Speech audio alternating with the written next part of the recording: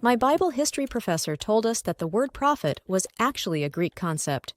The actual word, he said, was nabi, which meant dance until you fall into a trance. Have you done any research on this?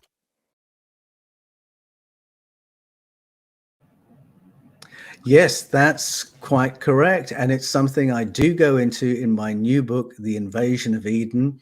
There are two words used mainly for prophet in the Hebrew scriptures, and one of them means a seer, and the other, I love the explanation that your professor gave.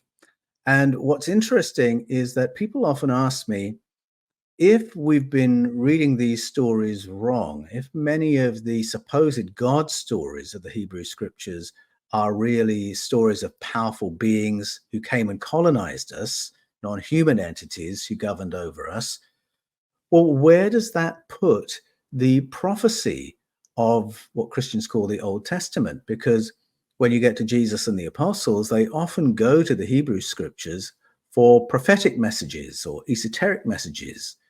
How can there be messages about the future that are accurate, or messages about Jesus that are accurate, if really this isn't God stuff, it's all ET stuff? And what I would say is this, that the Hebrew canon contains the kaleidoscope of cultural memory of the Hebrew people. It includes ancient memories of paleo contact, colonization. But within that culture, there were prophetic people we might call seers or sensitives or psychics, people who could do uh, remote viewing, future viewing. So, for instance, it's the Prophet Micaiah. He's a seer, and he is able to remote view the El Ba'adat, the power council, and he can see that there are different kinds of Elohim, different kinds of powerful beings sitting in council, trying to manipulate human society into warfare so they can feed off all the advantages, the negative energy of that. So Micaiah has this remote viewing ability.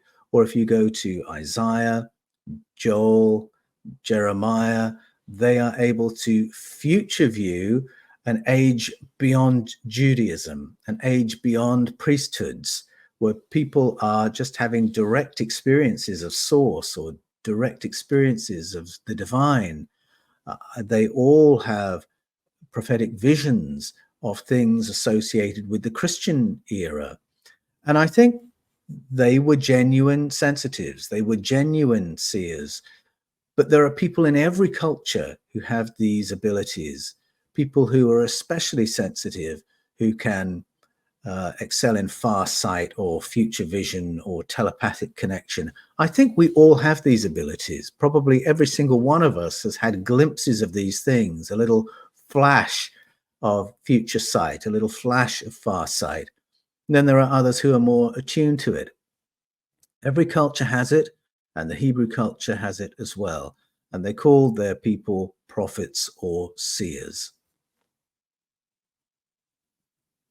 Oh, I'll add something to that.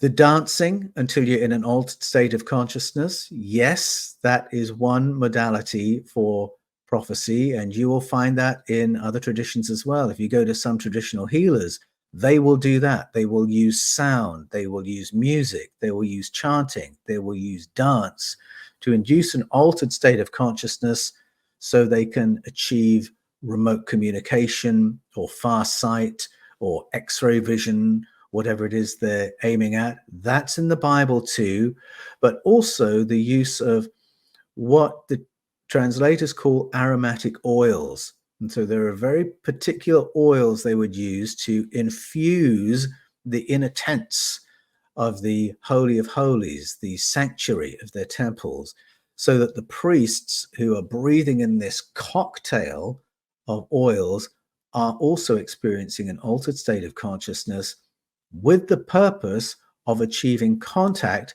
with other kinds of entity. So that's part of the prophetic fabric of the Hebrew tradition as well. Click on the links in the description to watch the full video.